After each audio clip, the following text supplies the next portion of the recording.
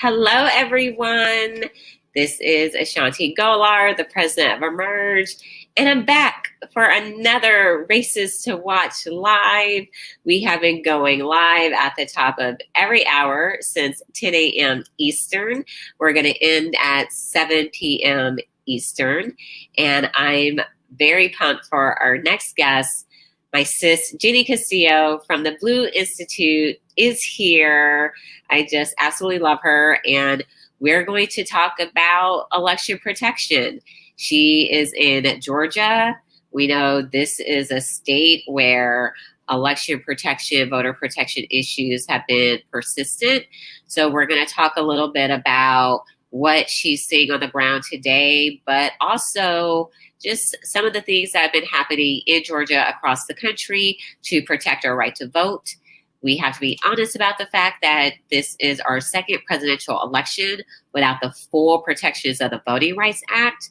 And we know that that disproportionately impacts Black, Brown, and Indigenous people, young people, seniors, and rural voters. So, Genny, welcome to Races to Watch Live. How are you, A'shanti? Thank you so much for having me. I'm excited, and Ashley is here too. Ashley is here. I'm so excited. Yes. Oh, Ashley coming to us live on DOTV, polling places, keeping it safe with her mask. Hi, Ashley. Hi, everybody. So glad to be here. It's election day and it is lit out here, y'all. I can tell. I want to be where you are. Yes, I'm in East Point right now. I'm volunteering with the New Georgia Project. Shout out to Insay and the rest of the team. It's amazing. Yeah, so folks are coming in and out. We've got music, we've got snacks. We're doing some live broadcasts. People are really, really pumped and excited. We just had some cheerleaders show up who's going to be waving their pom-poms, rooting people on as they join and as they come into the poll. So it's really exciting out here.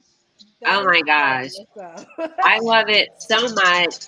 So I was actually out in Georgia in 2018, and we know there were tons of problems at the polls. What are some of the things that y'all are seeing on the ground today? Yeah, so Ashley is out right now, so that is incredible. Since I woke up, I've been getting text messages and calls from folks. One of the biggest things is Spalding County, one of our southern counties, is our South Metro counties is actually completely down. They've had a computer glitch, so none of the polling machines are working in all of Spalding County. So they're on paper ballots. So that's been something my friend, her sister was about to go vote, and they told her to come back because the polling location didn't have a computer online. So people have been freaking out about that. A lot of folks are saying that they are still going to be able to vote by mail, but I mean, not by mail, by paper, but all of that is still up in the air in terms of when the machines will go back online because they have yet to say that they're going to extend past 7 p.m. tonight. But all of the poll workers there at that particular polling location have been doing all of the protocols. They've been taking care of everything. So we have been hearing about a lot of different kind of poll issues, but honestly, we're not seeing as much traffic in some places because a lot of people early voted. So we do anticipate some of the traffic is going to pick up as the day ensues. We have 3 hours left until polls close, but a lot of people have voted already. I mean, they took advantage of early voting. They took advantage of voting by mail. So, you know, we're just kind of waiting to see. Like we're seeing people come in and vote, but I mean, the line it's been pretty clear. But we have been hearing about some issues across the metro area and as far as South Georgia as well. Yeah, and one of my other friends, she had called me too, and I keep telling everybody, make sure you call voter protection Yes. as well to report these issues. But her other friend was trying to go vote at a location that was listed on her voter webpage and also listed on I Will Vote, but the address was wrong. So, wanting to make sure that people understand that if it is a voting location, make sure they're looking that up exactly as written. But if it doesn't show up, let voter protection know because it is it is unfortunately things do happen, things that are listed are, done incorrectly. If it's highway or state route here, that's also can change the address. But it's what I've heard too from Gwinnett is that there are a bit of lines, but they are moving fairly quickly, so that's really good to hear. That is good to hear. We know almost 100 million Americans have voted already. So we are getting out there, exercising our vote. The New Georgia Project has been doing amazing work, but so have just the both of you with everything that you've been doing in Georgia. And I want you to tell everyone a little bit about the work that the Blue Institute has been doing, particularly with getting young people of color involved in politics, not just exercising their right to vote, but really focusing on leadership. Yeah, Ashley, you want to go first? Okay. So the Blue Institute actually was created after Ashley and I were going around the state and seeing that there wasn't a lot of black and brown young people running these campaigns when you had black and brown candidates. And frustrated, Ashley was like, we need to do something about this. So we were working with House Minority Leader Stacey Abrams at the time, and Ashley just went in there and said, we need to change this. And Leader Abrams looked her in the eye and said, great, you should do something about it. So Very Stacey Abrams, very Stacey Abrams. and Ashley runs into my office and she said, Jenny, we're putting together the first ever black and brown training for young operatives in the South, and we have 6 weeks to do it. And boy, did that 6 week go fast. I have never in my life had to do something so fast, but we actually were able to plan to build a training for 45 young people across the South to actually get specialized training on what does it mean to run a campaign. And from there, in 2018, Ashley and I were on the campaign for Leader Abrams, the gubernatorial campaign. But we also were like, we need to do this. And Ashley said, Jenny, do you want to join me with Blue Institute? And I was like, yes, let's do it. So we've actually gone across the South hosting trainings from 2018 to this year online, going across the South and to the South, y'all, not Atlanta. We're talking about Selma, Alabama. We're talking about Jackson, Mississippi. We're talking about Brunswick, Georgia. We are talking about the South and the areas that need training and support because, as we see it, the strength and the power of the community is there. We just need to go ahead and help them understand what these skills are that they already have and how do they amplify those tools to run campaigns in their community so that we're not calling other groups to come into these spaces to run these campaigns. So we have actually have trained over 300 individuals to make sure that they are able to take on these campaigns. And then in the beginning of this pandemic, of this time of us being virtual, we actually held what we called Frontline Academy in response to Ahmaud Arbery's killing in Brunswick, Georgia, to elevate and activate community members on what they can do to run around these areas and actually build on their experience and expertise to respond to these community issues and how would they be able to organize. So it's been a lot of really strong work that we've been doing with Blue Institute and really trying to make sure that young people are really at the front lines of this work because they're the ones that are going to change things.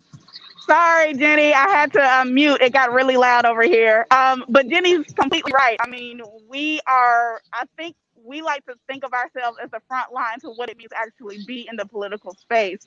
And so, A'shanti, you're still a young person, but having been a younger person in the political space, right? Like what Yep. it means to have people to bring you along with them and Yeah. who have the connections, who have the power, who have the access. And that's something that we normally don't have as women of color, as young men of color. We just don't have, as everyone who is of color just doesn't have, and we don't really know that politics is actually a career move. It is somewhere where we can actually make a living. It can be lucrative. We can use our skills and our talents and our strengths and our lived experience to benefit the work that we're doing. So we've been mentoring a lot of young people. We've placed some young people into some campaigns. We've trained them. We've hosted some mock interviews. We've done all of those things because this is really about capacity building.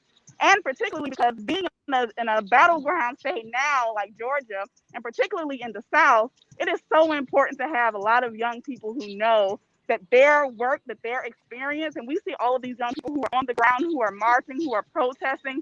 We are seeing more 18 to 29-year-olds coming out to vote than we ever have before.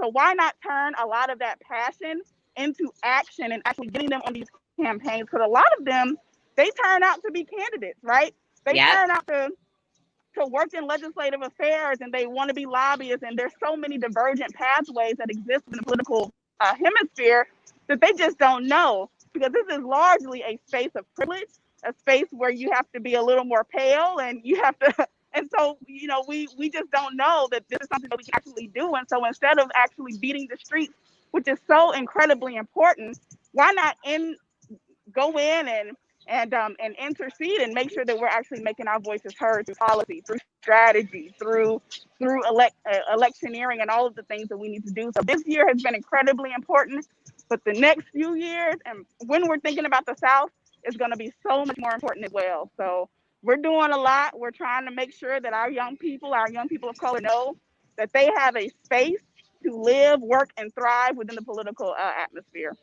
Yeah, and just yes to all of that. It's why I love the Blue Institute. I wish there was a Blue Institute when I was coming up, because I would have benefited from this. But I tell people I was just very lucky and blessed that I had people who took an interest in me, but we all don't always have that. So that's why I'm always so happy to support the Blue Institute. Basically, anything Ashley and Genny do, I'm down for, because as you can see, they are amazing. And Ashley, you hit on something so important, how the South is changing, how Georgia is changing. There's talk tonight that Vice President Biden could win the state. We know we got some important Senate races happening there. Why should everyone continue to invest in the South? I know why. Like everyone at Emerge knows, the majority of our expansion has happened in the South, because I wanted to make sure that we were investing in women leaders there. But for people who are still like, but why? Tell them why. I mean, the South is changing. I mean, we've had 5 million people, between Latinx folks, between Black folks, come back down to the South. 38% of the country lives in the South, y'all. So if we match that political power and those numbers together, you have a perfect recipe for more progressive wins, more Democratic wins. You have a recipe for progressive policies. I mean, it's just amazing to see that, you know, a space like, we've got Texas, we've got Georgia, we've got all of these other states, Florida, who are being watched in the eye. And Genny and I remember, like 8 years ago when we first started, I mean, heck, 10 years ago, like that wasn't the case. We were beating the streets, beating the state, going around. This is not a small state, y'all. There's 159 counties. Georgia is huge. We have been going around this state talking about how we can flip it, how we can change the narrative, and how we can do all of these things.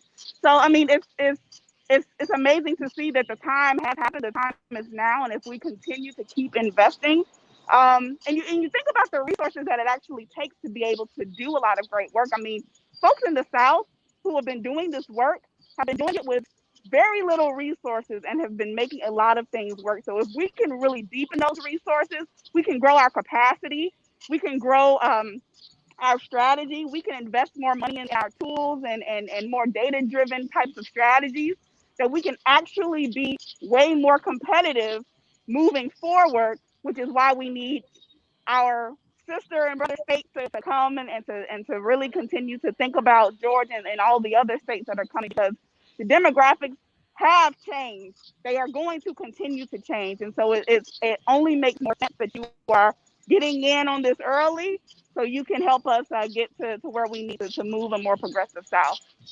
And I would add, historically, everything social happens in the South, y'all. If we're seeing just the trends of what happens with education, what happens with civil rights, what happens with the community and social change, it's in the South. So the fact that you're seeing so many people rise up, so many people actually hit the streets on these protests, even in a pandemic. And let me tell you, even in a pandemic with all the protests that happened, they did not surge with the protests, y'all. So you're seeing that people are being smart and also being effective in the South, and we're seeing that everywhere. And actually investing not only in the capital cities but also through the rural parts, right? Yes. Because we, as Blue Institute, as daughters of the South, right? We are adopted daughters of the South because we all have folks that moved to Georgia. We're seeing folks saying that there's so much more happening here, and we're seeing the investment in the growth not only in the capital city but in the rural areas, and the fact that they are changing and really embracing these differences show you that the investment is here and it's clear, right? A lot of times this infrastructure has been put on what's happening in DC, what's happening in New York, what's happening in California. The movements in the South, y'all, that's what we're seeing it everywhere, from Alabama to Texas, from Georgia to North Carolina. We're seeing the changes.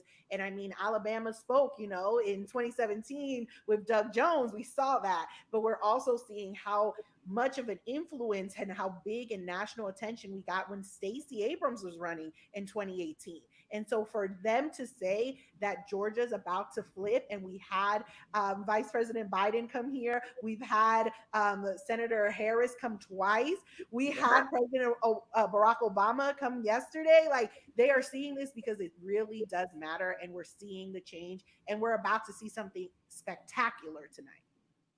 We are absolutely going to see something spectacular, and that is due to the work of both of you. Ashley, Genny, I appreciate you both so much. You both know I just love you to death. Tell people, how can they follow the Blue Institute and get involved?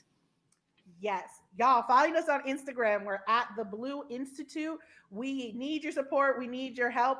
Join us. We'd like to share a lot of things on there, and our website, theblue.institute. No .com because we're hip. So just tell the theblue.institute. Awesome. Ashley, Genny, thank you so much. Thank you so much, A'shanti. Thank you so much to the Emerge team. You all are amazing. Everyone, please stay tuned to what Emerge is going to do, not only in Georgia, but in the South. This is an amazing organization that does amazing things for progressive and democratic women who are running up and down the ballot. So we are going to be watching a lot of women who are running in Georgia, and some of them with the help of Emerge too. So you all stay tuned. But thank you so much, A'shanti, for having us. And I want to just be clear, all of my statements are not endorsed by New Georgia Project. So they are a nonpartisan C4 organization, C3 and C4 organization. So I am just doing my due diligence. But thank you, everybody, for having us. I really appreciate it. See you soon, A'shanti. See you soon, Ashley. See you soon, Genny. Thank you, everyone, for watching, and we'll see you at the top of the next hour for another Races to Watch Live. Bye.